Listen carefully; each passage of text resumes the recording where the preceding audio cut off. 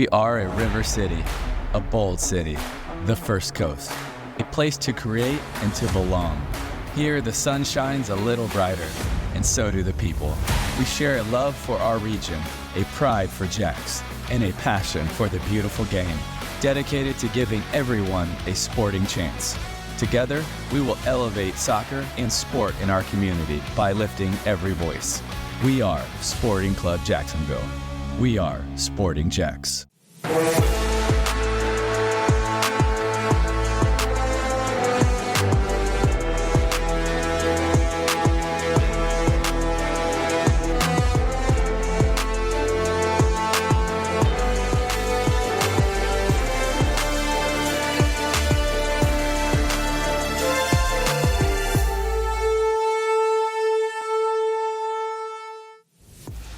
Hello and welcome into the Sporting JAX Report. I'm Cole Pepper. Coming up, we relive the first victory in club history, an impressive away win over the defending champions. We'll get Becky Burleigh's take on the accomplishment.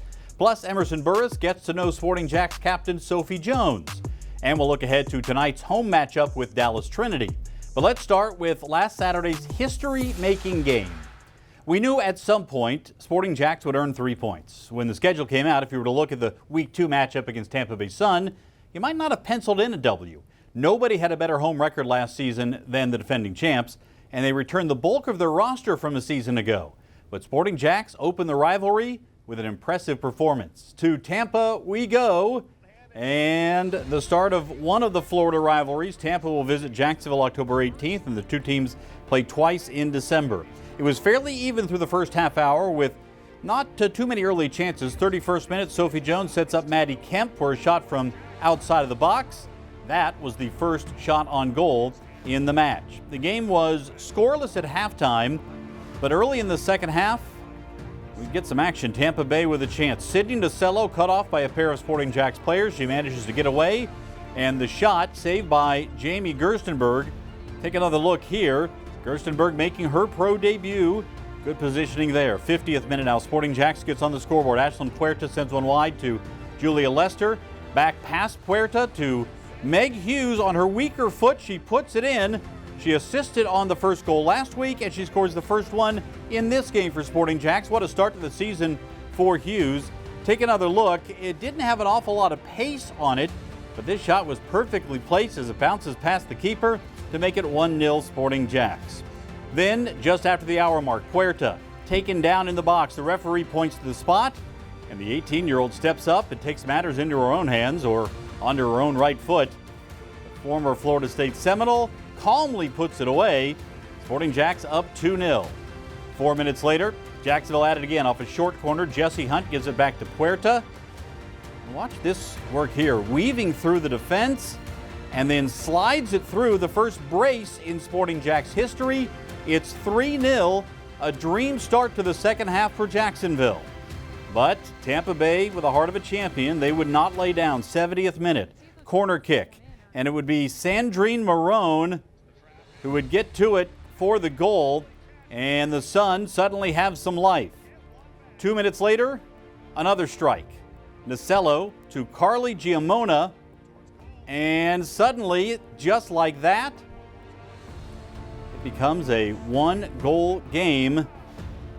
Things getting tense. Sporting JAX lead down to 3-2, but that's as close as the defending champs would get. Sporting JAX clinches the first win in club history, 3-2, the final. Let's take a look at some of the numbers from this match. You see the shots were level. Sporting JAX with one extra shot on target, but going away against the defending champs in their home and dominating possession as they did. Yeah, passing you'd like to see a little more accurate, but boy, Sporting JAX showing that they can play a particularly aggressive and attacking style of soccer, and it worked out for a victory in Tampa Bay. Now we welcome in Becky Burleigh. Becky, there was a lot to celebrate on Saturday. What were your biggest takeaways from the first ever victory? Well, first of all, just excitement. Let's go. There were some really great things to take a look at that game. One is, when you can surmount a lead like that, that's amazing. Clearly, they made it interesting at the end. And so I think that part is probably something that the coaches are going to focus on. But I think the biggest thing that I'm taking away from both games so far is that this team has the talent to play with anyone. This team has the ability to not only play with anyone, but be able to dominate possession and to do some things against some high quality opponents. And that's exciting. Well, let's talk about the performance from Ashlyn Puerta. Just remarkable for an 18-year-old who does not seem at all fazed by playing on the professional stage. Well, and that talent is on full display in that game. And that composure for the penalty, I mean, I thought that was top class. That was a really well-placed penalty. She didn't look nervous. She looked very confident stepping up to that. And it's exciting to see someone at that age be so in command of her emotions. Yeah, no doubt about it. Very impressive. Let's look forward now. How can Sporting JAX build on this win? Well, I think it's just trying to establish some positive momentum, which I think they did. And there were certainly some positives that they could take from game one. But when you get the positives and get the outcome, I think it's really starts to create a belief in the system. And that belief is going to be needed because, you know, the upcoming games are tough ones, particularly this next one.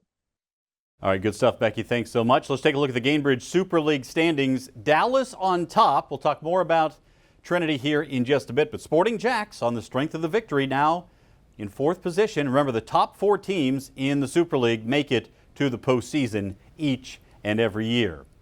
All right, it didn't take long for Sporting JAX to move past the celebrations, and there was good reason for the celebration, of course, but now the top team in the league is coming to town, and after making history in Tampa, Sporting JAX will be searching for the first home win in club history tonight against Dallas Trinity. I'm expecting a good game. I think Dallas is a good team. Obviously, you know, we're here to play and it's at our home pitch. Fans are going to be behind us. We got a good group of girls here, and I think we all love to play a really exciting style of soccer, and we're all, you know, playing for each other, and so I think it's going to be a really exciting game. I hope we have a dry game for once, and not like rain delays or like weather and like fans leaving early. So I'm really excited for that for sure. One loss, one win is still like not too bad, but definitely like a team with like 2 wins. They're going to have a lot of confidence. They're going to be ready as well, but we're also ready to go. I think that it's going to be a close matchup, but we do have the home advantage. But, you know, again, we've got to respond from some of the things that we are trying to work on and we picked out of the last game that we need to improve. So hopefully we can play a perfect game.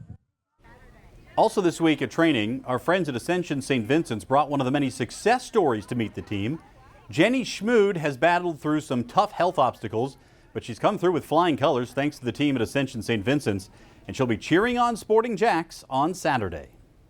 I've had the best care, but this is exciting to see all the young women and everything they're doing. I mean, I'm sitting in the car over there thinking I'm looking at teenagers.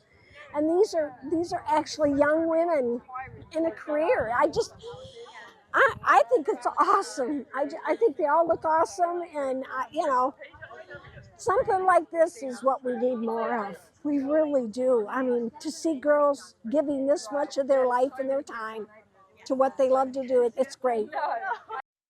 Well, let's spend a moment getting to know tonight's opponent, Dallas Trinity, who come in as the only unbeaten team in the league after 2 weeks.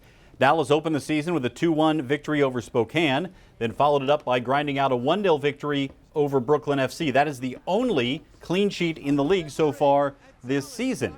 Tonight's game will be the first road match for Dallas, but they have a roster full of veterans that includes last year's Golden Boot winner Allie Thornton and 34-year-old Amber Weisner, who has played 242 professional matches from Germany to Australia to the United States. Dallas likes to play a similar style of soccer as Sporting JAX, so it should be an entertaining game to watch.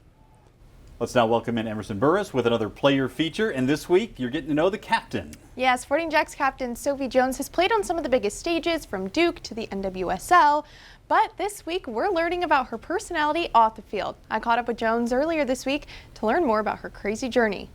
Jones was one of the nation's top recruits, went on to star at Duke, and then played professionally in Chicago before coming to Jacksonville. I grew up in Menlo Park, California.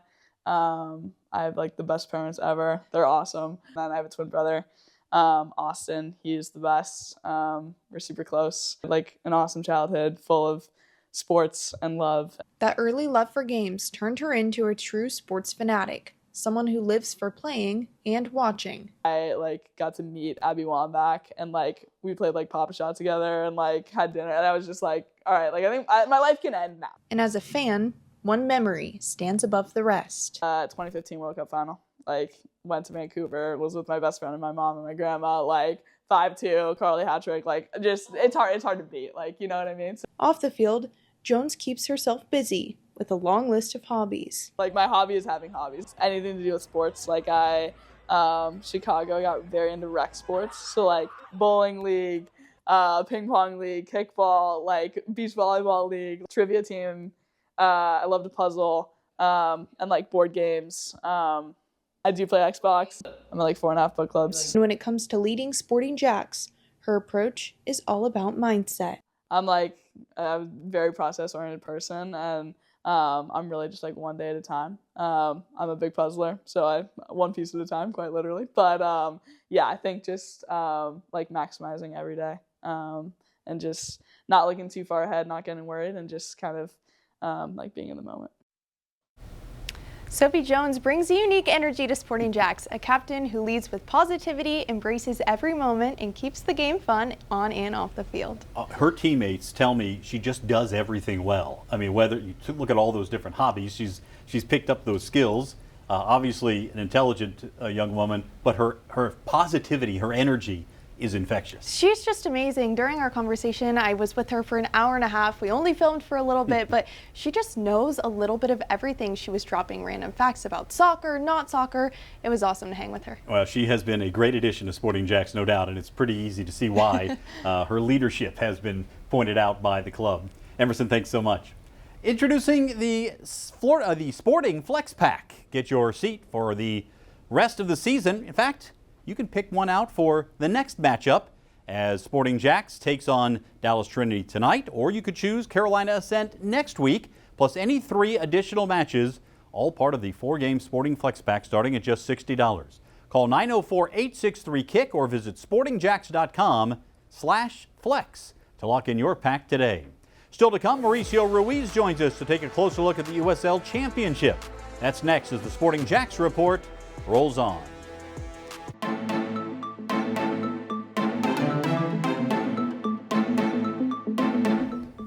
Every game of the Gainbridge Super League can be seen on Peacock locally. You can also watch games here on the stations of First Coast News, and coming up this weekend, you can see Sporting JAX against Dallas Trinity FC on Channel 4.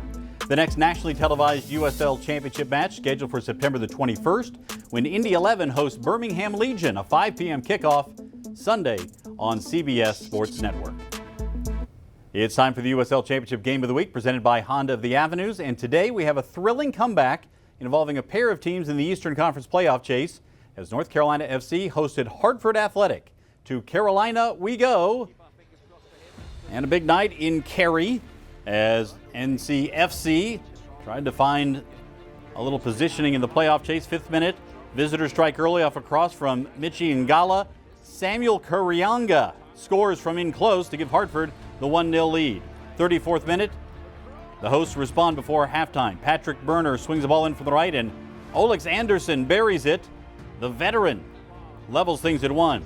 80th minute, late drama as Raheem Summersall finds space on the right side of the box and rifles a shot high into the net. North Carolina takes the 2-1 lead. Now 86th minute.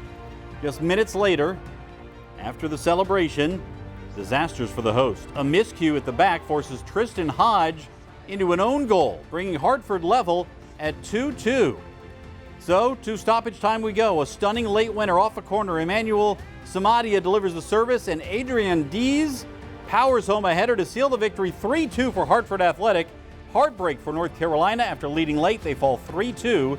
Hartford Athletic steals all 3 points on the road with the stoppage time winner. We now welcome in Mauricio Ruiz. Hartford down in the 85th minute, then the own goal and stoppage time winner. Boy, what a finish. It really was. It was very exciting down in North Carolina and Cary. And, you know, Cole, they say that goals follow goals, and goals typically happen at the end of halves. This had a little bit of everything, right? Like as you mentioned, it was 2-1 going into the last 5 minutes of the game, and then a tie, and then Hartford gets on the scoreboard to take it away. But this is a game that could have gone either way. 2 really competitive teams sitting right in the middle of the playoff spot in 4th and 5th place respectfully.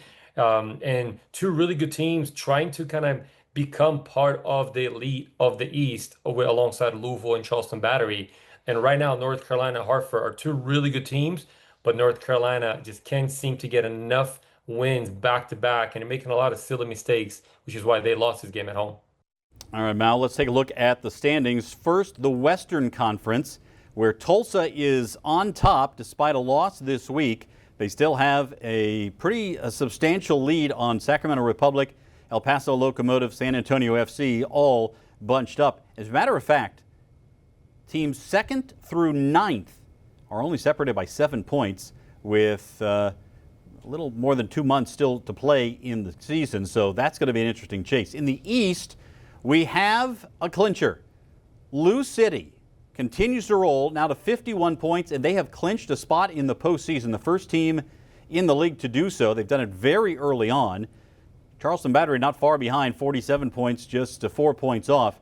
Then a big drop-off, as we have said. We'll also point out Tampa Bay Rowdies picked up a win, crawled off the bottom of the table, trying to find their way back into playoff contention. We'll keep an eye on that as the season plays out.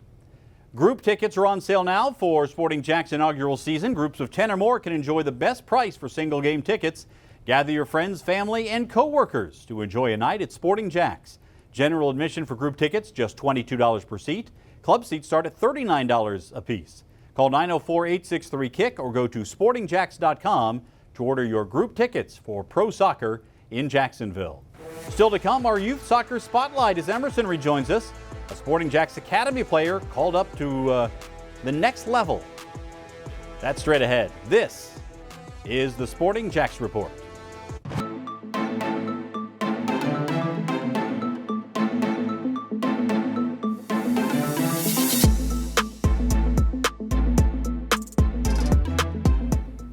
The inaugural Sporting JAX kit has been unveiled, and now you can order your own. In addition to all of these great fashions, use the QR code on your screen to order your official Sporting JAX shirt. You can also go to sportingjax.com/shop to check out our new online store. Time now for the Youth Soccer Spotlight, presented by the Bearded Pig Barbecue. Emerson Burris is here, and Emerson, it is a big week for one of the academy players for Sporting JAX. 17-year-old Hailey Smith is already balancing life as a high schooler and now a professional soccer player. On an academy contract with Sporting JAX, Smith just announced her commitment to Baylor. I caught up with her this week to learn more about her journey. Hailey Smith has been on the soccer field nearly her whole life. I started playing soccer when I was like 3 years old, so I've been playing for quite some time. She began as a striker, but quickly found her permanent spot between the posts. I used to play striker and then got converted to a goalkeeper, just like I was tall and they threw me in the goal and it kind of stuck. By middle school, Smith realized her passion and work ethic could take her game to the next level. I honestly think like my 7th grade year of middle school, I was like, wow, I'm okay at what I do. And like, I think part of it is because I loved it so much. And like, I have a super hard like work ethic. So I just like wanted to play in college and kind of make a name for myself. So I did everything like in my power to like do the extra work and go the extra mile to kind of like make that happen. After nearly a year committed to Iowa, she recently made a switch. I reopened my recruitment process about a month ago, and just recently recommitted to Baylor. I think for me, like, it checks all the boxes that I want. Now, as part of Sporting JAX, Smith is training daily with professionals while still just 17 years old. Like, it's super different from the youth side, but it's so much fun, and like all the girls are amazing, but it's also super hard work. And I know I'm getting better every single day that I go to practice. And as her journey continues, she already has her eyes on the bigger picture. I want to show people that they are more than their sport and that through like hard work, you can do like anything. Like I want to make a name for myself in soccer, but I also want to make a name for myself as a person. And I want like how my life is off the field and who I am as a person to show on the field so that I can inspire people not only as like goalkeepers or athletes, but also like how they can take that drive and that passion into their lives. Hailey Smith is set to begin her Baylor career next fall, but for now, she's gaining valuable experience right here in Jacksonville with Sporting JAX. Can you imagine being a high school age player with your future in front of you and being able to play and practice with the pros. What a great opportunity for Hailey and the other academy players. Yeah, I actually cannot imagine that. I think back to high school, playing soccer, balancing school, not only, you know, at the high school level, but playing professionally. She's amazing. She's doing it all. She really is. Emerson, thanks so much. For more on Sporting JAX in the world of soccer, join Mark Warburton, Stacey Balaam, and me every Tuesday night at 6 on 1010XL. The Coaches Show, you can listen on air or online at 1010XL.com. And be sure to join Mauricio Ruiz, Becky Burleigh, Emerson, and me every Thursday night at 6 for the Sporting JAX Soccer Hour. We cover the entire soccer world. Thursday nights at 6 on AM 930 Fox Sports Radio Jacksonville or the iHeart app. Still to come, Mauricio Ruiz rejoins me with his thoughts on the Premier League so far this season. That's next as the Sporting JAX Report rolls on. You can watch the Sporting JAX Report next Saturday at noon on WTLV NBC 12. You can also find us on demand on First Coast News Plus and the Sporting JAX YouTube channel. Mauricio Ruiz rejoins us now. Mal, coming up after us most weekends is the Premier League. Only 3 teams have not lost through 3 weeks, though. Liverpool, Chelsea, and Crystal Palace. Been kind of an odd start to the season. It really has. In Crystal Palace, I think a lot of people are starting to look at what they're doing with their coaching staff, their recruitment, similar to what Brighton had done for a couple of years now. Because Crystal Palace ultimately got rid of most of their players, their top players anyways, gone to big clubs in the last 2 years. But somehow they won the FA Cup, they won the Shield at the beginning of the year, and now, as you mentioned, they're undefeated so far in the season, and their name is being mentioned with the top elite in the Premier League. So pretty impressive in how they're going about it so far early in the season. And they'll resume play next week, of course. The first win is in the books. You want to follow Sporting JAX? You can do so on social media, on X, on Instagram, Facebook, YouTube, and on TikTok. All the latest with what's going on with Sporting JAX. Now, Sporting JAX will be looking for another win tonight. We leave you with the sights and sounds of the first victory in club history against the defending champion Tampa Bay Suns. Thanks so much for watching the Sporting JAX Report. Have a great weekend. Jacksonville comes wide. Leicester through Puerta. Top of the box, sent in, and Sporting JAX breaks through first. It's Meg